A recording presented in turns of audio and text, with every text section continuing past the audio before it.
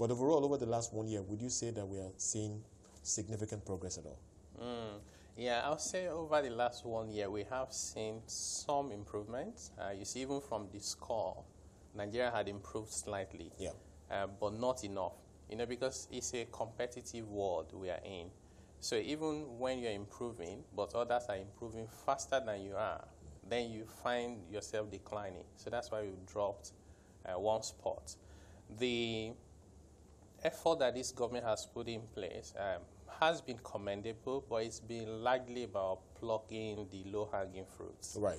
Which was why last year Nigeria was in the top reformers, top 10 reformers in the world. But we dropped off this year. We're no longer there in the top 10. Because once you finish plucking the low-hanging fruit, you have to climb the tree to be able to get more fruit, which is not something that happens by accident. You have to be deliberate. There has to be sustained focus. The areas where we seem to be doing well, like getting credit and protecting minority investors. Getting credit is quite interesting. If you have the information that is required in Nigeria, you can actually get credit. The problem is always with the documentation and all the requirement that you have. Sometimes, especially for SMEs and the informal sector, almost impossible to get those things. Protecting minority investor, compared to the rest of the world, Nigeria is doing well. Because once you're a shareholder, you can go for meetings, make your views heard, and somebody will listen to you. And it's not an environment that is hostile, where you have majority shareholders wanting to take advantage of minority investors. But we need to go beyond that. We need to simplify starting a business. We need to simplify registering property, enforcing contracts, paying taxes. Those things are significant. According to the World Bank's report, the most reformed area around the world is starting a business. And here we are in Nigeria. We have a draft Kama bill. That's a law of 1990, almost 30 years after. We now have a bill. We are celebrating it. We have not even been able to pass it into law. So that's not how to be competitive in the world, and we just have to start doing things, differently. Indeed, and you left out getting electricity, where Nigeria continues to rank very poorly. And many will suggest that that's perhaps the big game changer. And over the last few years, we still haven't made significant progress there. And the big question is, the big challenge appears to be on the policy side, making tariffs more market-driven and reflecting, cost-reflective. So your perspective on Nigeria making the tough decisions that can see us move much higher up this ranking? Yeah, I do agree with you. The biggest challenges we face are policy issues.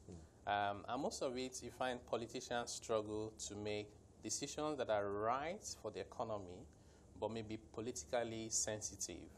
And that's why people need to start thinking about long term. Even if it means that you're going to lose an election, you should be able to look back another 5-10 years and say, I did what was best for Nigeria.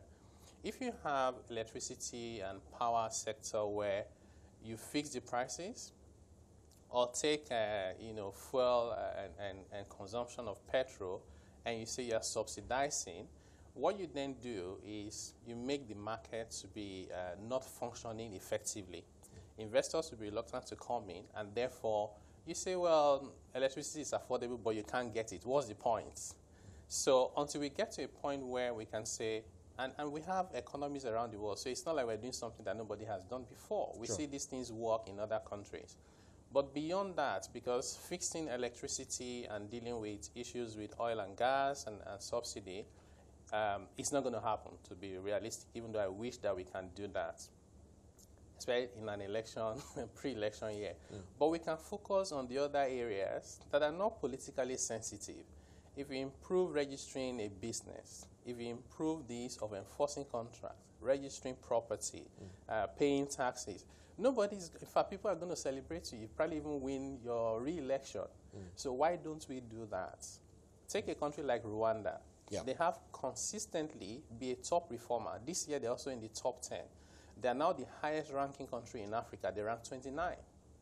And here we are in Nigeria, we're at 146. So which means we're competing with another 145 countries that people will want to go first before they even think of coming to Nigeria. So that's not good enough. I think you make a very important point about the the competition that Nigeria is dealing with here. You just mentioned Rwanda. So potentially investors have options across Africa and indeed across the world. Your thoughts on this point and whether or not we are taking that issue seriously enough. So we know, for instance, that the government resources will never be enough to fix things like infrastructure, electricity, and so forth.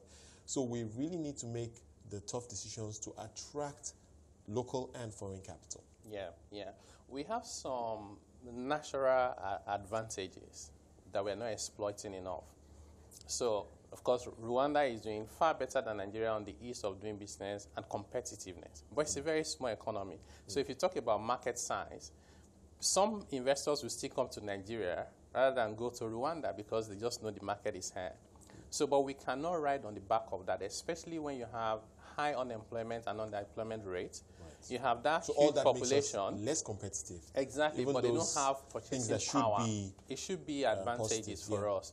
So what we need to start doing is ride on the back of our natural advantages, natural resources, population, market size, location, and all of that.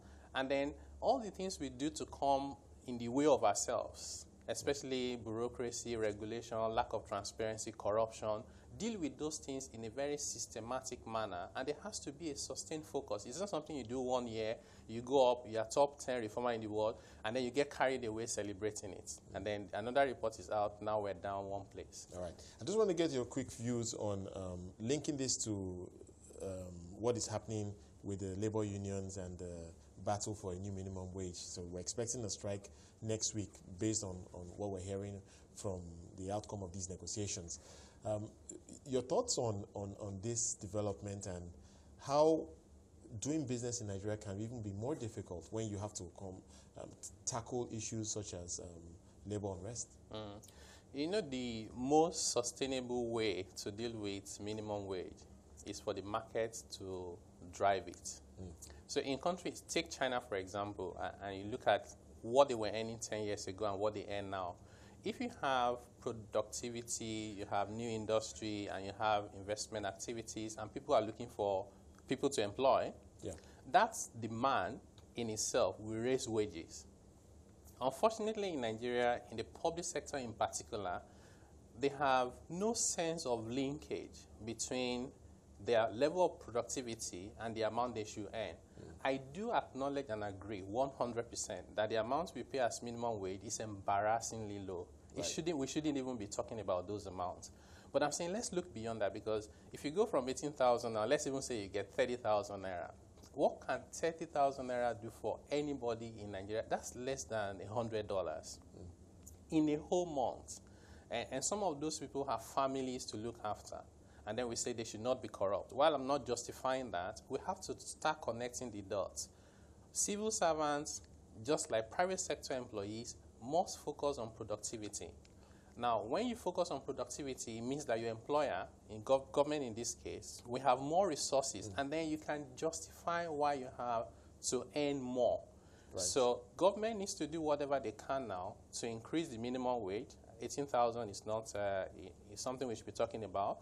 But we should look beyond that. Otherwise, we're going to come back in another 2 or 3 years, and it will be another cry for minimum wage increase. That is not sustainable. I think it's a very important point you make about productivity, especially when you consider that the GDP growth rate continues to decline, and it now appears to be caught in a very low band in terms of the growth rates we're seeing. Well, thank you so much for sharing your perspective this morning.